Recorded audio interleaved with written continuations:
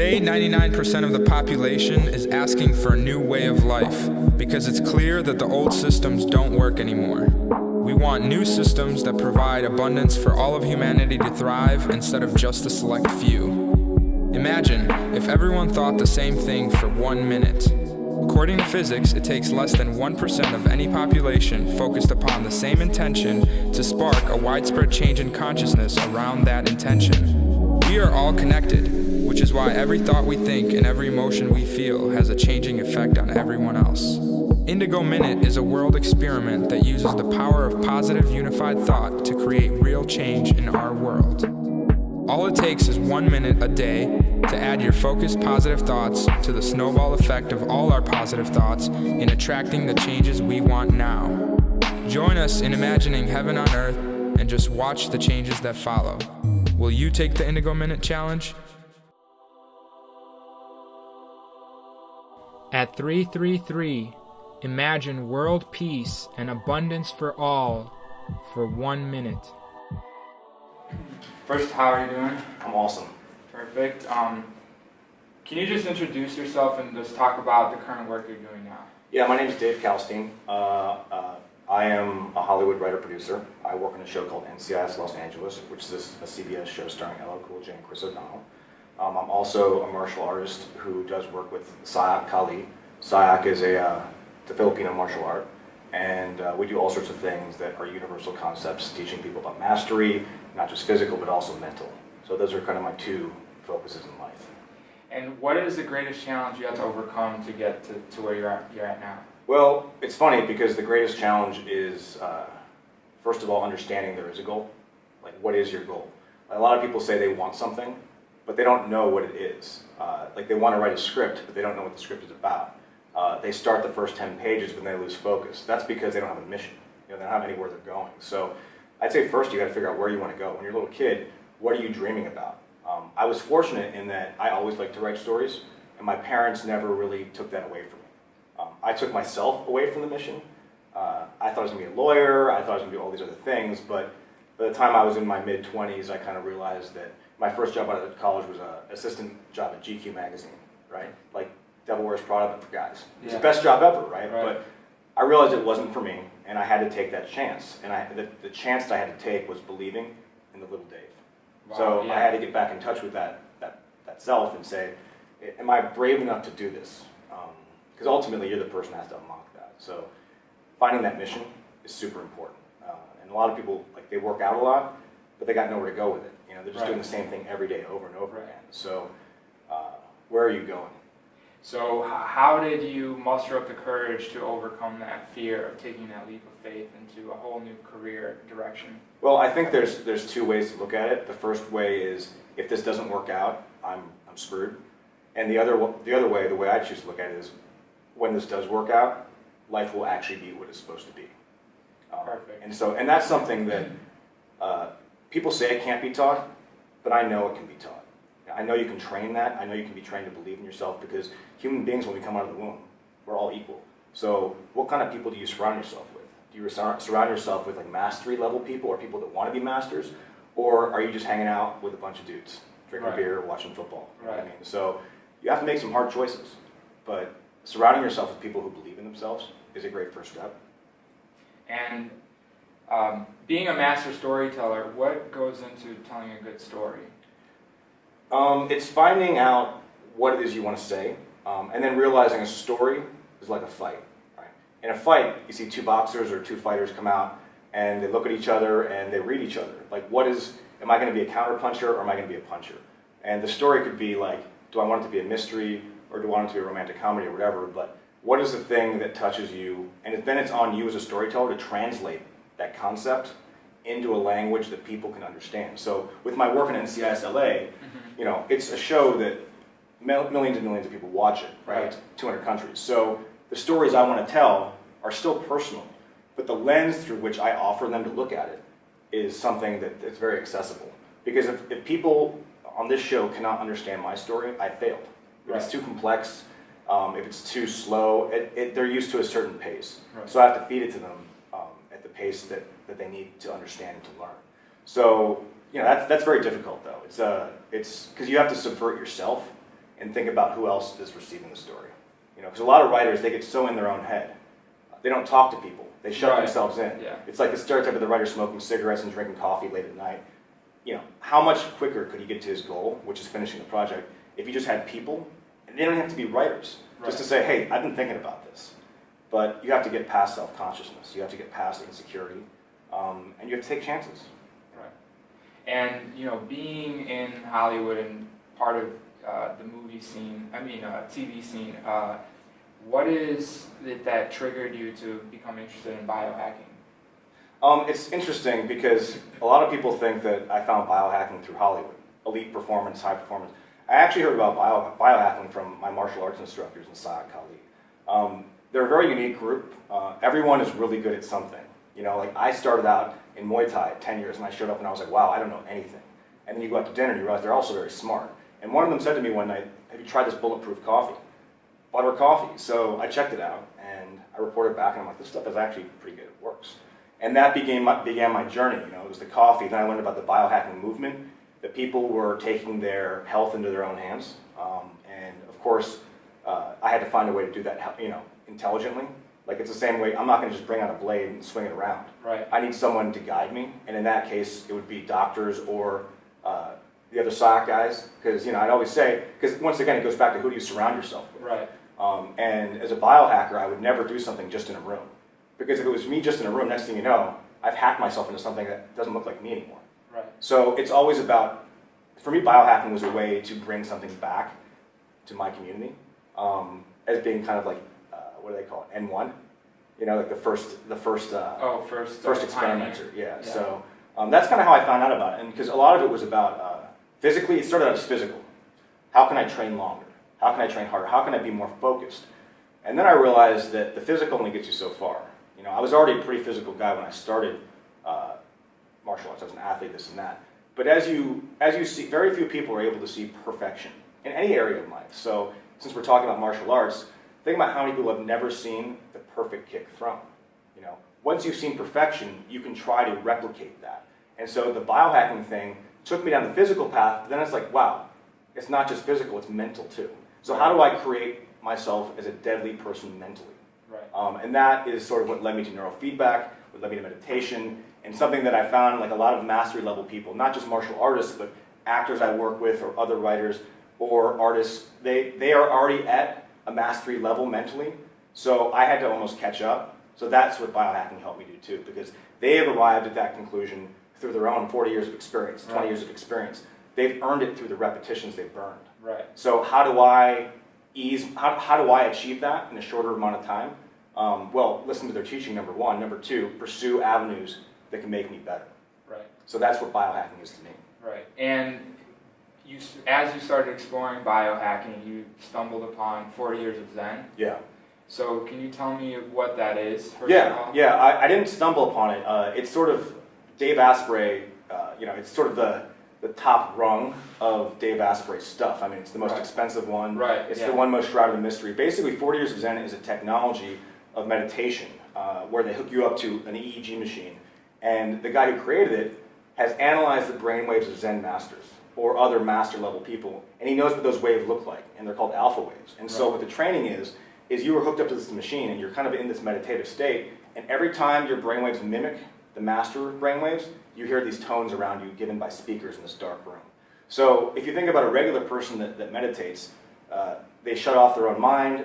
They may be doing it right, they may be doing it wrong. It's not like yoga where it can be like downward dog here. Right. There's no mirror for your brain. Right. So what the creator of 40 Years of Zen did was create a way for your brain to get feedback when it's in that perfect flow state. True. So, and in 7 days, the brainwaves you produce are exactly the same as Zen masters. Now, that's not to say you are a Zen master. Right. Just because you feel that way, just because your brain is doing that same thing, doesn't mean you have the lessons of 40 years of Zen practice, but you know what it feels like now. So you have a platform to recall. Yeah, and it's very intensive. It's like 12, 15 hours a day for 7 days, and you come away with certain techniques where in the beginning it took you a long time to get into that state, but now it's like, I'm in that state right now. What was the intention going in for you? It was very value-based. I wanted to hack it. I wanted the 12 IQ points. I wanted increased spatial intelligence. I wanted all the things. I wanted to be a Zen master. And then I got there and I realized that is like hacking. What is hacking? Hacking, by definition, is a shortcut to getting a value. And whereas when you get there, you realize that it's more about the process. You have to work to get there, because you'll never be in Zen all the time. But it's the journey and trying to get to it that is fulfilling. So the difference between hacking and trying to get value and the process is the process doesn't lead you to a value. The process is what mastery truly is. That is what mastery is. So, and I learned that when I was there the first time, because by the end I was like, wow, like I thought I was going to be a certain kind of person, and I'm very different, but my understanding of the world is different. Like it's not, yes, you do get increased IQ, you do get all those things, that's been scientifically quantified, but the difference in who I walked out as was being able to be self-aware, realizing that it's the process, realizing it's the training, and everybody trains. You train, to prepare for this interview. Right. A mother trains every day when she raises her kids. A martial artist trains, an actor trains, so that is the reward. The process is the reward. Mastery is not the reward. So what was an experience, your most influential experience you had there while going through this intensive 7-day process? Yeah, they have a thing where they call it day 3 syndrome. And after day 3 usually is when people rebel. They're like, I want to leave, it's not working for me, my scores in alpha are low, everything's quantified. And I had a moment, and everyone's ego tells them different things. Right. And mine was, you were lying to yourself. Like, all the progress you think you've been making, you're a really smart storyteller. You've been just creating a story in your head and telling it to yourself. Which, by the way, like, what happens when someone sits down to write and they can't get past page 1? It's not because they can't do it. It's because the voice in their head is saying, you can't do it. Right. So becoming aware of that voice, which is a lot of what the training is about. Being aware of being aware. Yes. Like, it's just total self-awareness. And taking the emotion out of it. When you remove yourself from the emotion, it's a lot easier to make decisions. And so that was really hard, because my brain is very smart. Your brain tells you everything you need to hear. It knows you better than anyone else. So you cannot cut that ego off until you know what it sounds like and you have the tools to do it. And that's what they give you. So I had a moment where I had to not walk out the door, turn around and go back in there. And everybody goes through it. And how did that affect your identity now? I think that, once again, it's process-based, but meaning every day I live it. Right? But one of the things, in my work, so my job is this big TV show. And when I have written an episode, I produce the episode. So there's like 100 people on set, there's actors, there's people on the crew, there's other producers, and so how do I handle that engagement? Before, I think I might have been more making fear-based decisions. Reactionary? Yeah, reactionary. Whereas after, things slowed down for me. Like, I'd be in an interaction with an actor on set, and it may be heated. Like, he or she may not want to say the words I wrote. And so now it's no longer say my words, damn it. It's like, wow, there's 20 people watching this right now. This is in my head. Right. Other actors, God, there's a network executive over there. Right. I cannot have this conversation. It needs to be had, but this is not the right place to do it. And this happens in a split second because it's in flow. Right. There's no thought anymore. It just kind of happens. And so, got it, let's do it. And then they set up to light it, and I take the actor's side and I say, let's talk about that scene. And because I know how he or she would feel being put on the spot in front of all these people. Right. So things slow down. It's almost like you are not making decisions consciously. The decisions are already being made. And a lot of the times, you realize that the decisions, like that situation is not difficult because of how you are now. Everyone wants to help you. Because they know that you've gotten more patient. They know you're not flipping out anymore. They know that you're interested in making connection, and you have a better understanding of like what people would call energy. How does your training at 40 Years of Zen affect you being in a flow state? Are you able to more consciously tap into those alpha waves? Yeah, I think most people will experience flow state in some way, shape, or form. Like Michael Jordan experienced flow state. Musician experience flow state. Like anybody that is like a battle rapper, they know what flow is. I work with LL Cool J. That is a guy that knows how to flow, right? And not necessarily, not just lyrically, but with energy, right? So what 40 Years of Zen does is it lets you know when you're in that state. It was no coincidence to me that I realized when I'm in my highest alpha is what it feels like when I'm writing a script. Time goes away. Right. You know, the people say, oh, the characters started speaking to me. Right. I don't know where that came from, that line, that great line that everybody responded to. So you know what it is now, and you can tap into it. So the first step is being aware that you're in the state and realizing that you can create it whenever you want. So a lot of people can be in a flow state in the basketball game or, you know, when they're acting or rapping. The question is, when can you be in a flow state when it matters? Can you get in a flow state with your children? Can you get in a flow state with your wife or kids? You know, and what the training in 40 Years of Zen enables you to do is kind of step back and be like, okay, beat. Yeah, all right, let's do this. Yeah, you know, you could just tap right into it by being aware. Yeah, Right. And you know, you kind of have to experience it directly to understand what I'm saying. And a lot of what we're talking about is awareness to be able to kind of control what it is you put your attention on. So how important is thought and feeling and attention? In general or in the training? In general. I mean, those are all super important things. Without thought, you know, we have nothing. Without emotion, life is empty. You know what I mean? Are you a believer that those are causes and will have specific effects in a scientific way? Yeah, I think it can all be quantified. I mean, like when I watch one of my instructors, like a Sayoc Tuhan, flow with a weapon in his hand, I am like, whoa, like I will never be able to do that. And it's intimidating. But then you talk to him, and a master can say, this is how I did it. And I'm going to allow you to do that too if you trust your training even quicker than I was able to do it. Right. Because truly, what is mastery? It's not about what you do. It's can you transfer it to other people? So a big part of 40 Years of Zen for me, the reason why I'm doing this, why I'm sitting here now, is because it's not enough just to be Zen yourself. You know, that's almost like, that's not Zen. Zen or serenity or mastery is, I want to share this with people.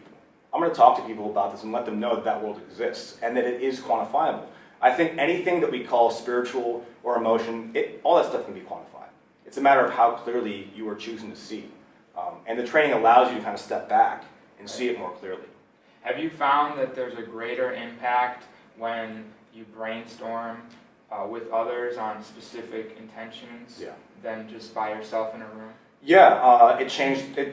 It's funny you asked that. It totally changed the way that I take notes and the way that I outline scripts and the way that I plan for projects. Being a writer, the way I used to do it was purely verbal, like writing down, scribbling in a notebook. And now it's become much more image-based. I draw pictures, like mind maps, because trying to quantify all these lines, and especially in a creative business, it's not enough. You'll never understand anyway, because you have to experience it. So you're almost like jumping from concept to concept, as opposed to like spending 10 pages writing on one concept. And I just put it on a board, and I can see this map. It's almost like a map to perfection, and the map won't always be perfect, but it is a pretty perfect way of getting there. Right. You know what I mean?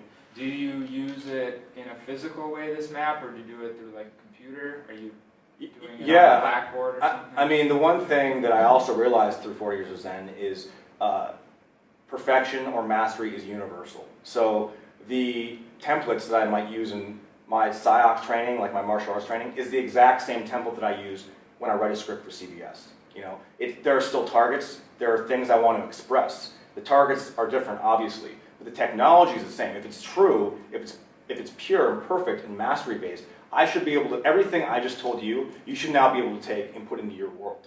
If I broke it down for you, you know, if you decide, if you said, Dave, I want to train with you and learn this stuff, you should be able to go off and do that. So the more time, if you separate what doesn't need to be separated, you're going to spend a lot of time spinning your wheels. You know, so it's almost about seeing the universals in everything and learning through that filter. So sometimes when I'm doing my martial arts, I'm having a block, right? And I realize that I got to think of it like it's a script. And it's just a piece of dialogue.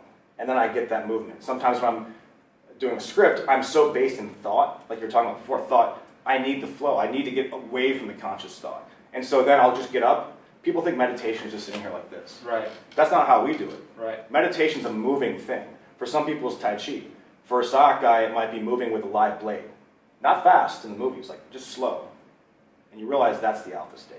You know, and then things seem to fall into place after that. And I'll do that. I'll literally be at my desk typing a script, and I'll get up and I'll unsheath the blade and move around, and it'll take 10 seconds and I'll just get it. I'll sit back down, boom. Because what is the blade really? It's a learning tool for us. Right. So I could not do all the things I do if I made them separate. Everything is one. You know, They're like Yes. it's oneness. You know what I mean? True. So if you ask like LL Cool J, for instance, if you ask him like, what's it like being a rapper and an actor, he would say there's no difference. I'm the same person. My identities may change. Like at work, they think of me different than my girlfriend thinks of me at home, and she thinks of me different than my Sayoc brothers think of me. But it's the same energy, the same essence. So once you realize that, you can tap into everything. And what's one quick, easy biohack that you personally like that people could do at home to tap into this flow? You said with the blade, but Yeah. I mean, that's just my Yeah. particular application. You know, I wouldn't recommend people Right, go off and yeah, do that that's unless what they I want to mean. sign up for training. But you know, one thing, a quick, really easy thing is mindfulness. Like, think about it. When does your meditation start? Does it start when you get up in the morning and sit down, or does it start before you open your eyes with your first conscious thought? Being mindful. How am I sitting in this chair? How are you sitting in this chair? Why did I wear what I'm wearing today? Why is my hair this way? It sounds laborious when you think about it, but if you were living a life where you were mindful of all those details, because people are powerful. You walk into a room, you shift the energy, I don't care who you are. Right. So when you consider how you affect people, and everything you do and things you don't do affect people, it's easier to gain mastery over life. So it's a basic mindfulness, understanding your own power. And just to wrap this up, is there anything else you'd want to mention that we haven't covered, just about your personal journey or things that you took away from biohacking? Yeah, I mean, ultimately, and I said this the other day in the panel, you have to confront the unknown. You know, like you go to the booths out there, and there's a lot of like, hey, this will give you extra this, or this will give you extra that. Strap yourself to this, try that. I mean, there are no quick fixes. What's your relationship to the unknown? I like to live in the unknown and then quantify it. You know, every day is unknown. What is my formula to address it? So if you were just walking through every day and every day is equally unknown, it's like Groundhog Day, you know? But in Sayoc, we have this thing, we call it 10,000 hands, right? Why am I not scared when I train? Because a lot of people paid the price in blood for that, you know? And in the Sayoc tribe, people would say, you know, when you draw your blade, you don't draw it with one hand. 10,000 hands draw that blade with you. Wow. You know, and so you can build that into your life. Every day is a new hand that adds to your life, to your way of mastery. So eventually, though, you need other people's hands too. Right. So that is a pretty powerful thing for me.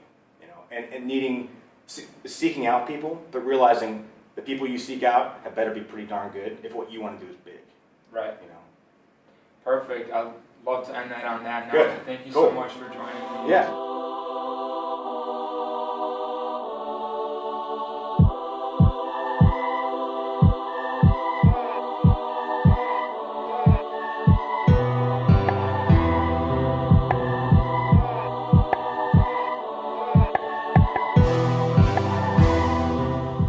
At 333, imagine world peace and abundance for all for 1 minute.